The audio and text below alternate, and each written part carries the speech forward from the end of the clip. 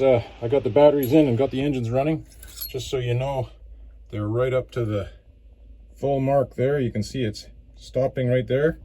That's the starboard engine, nice and clean. Now that we can actually get all the oil out of the thing. Here's the port.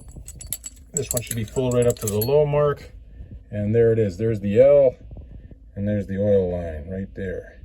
So we're right up.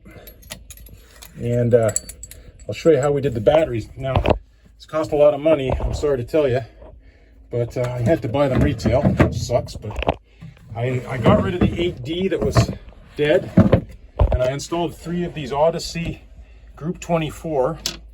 So 3 of these together have more cranking amps than the 8D by about 200. And it throws the engines over. So I think we've been having trouble with this for a long time. I installed all new lines, jumpers. You can see the red, the black. So it's all been redone.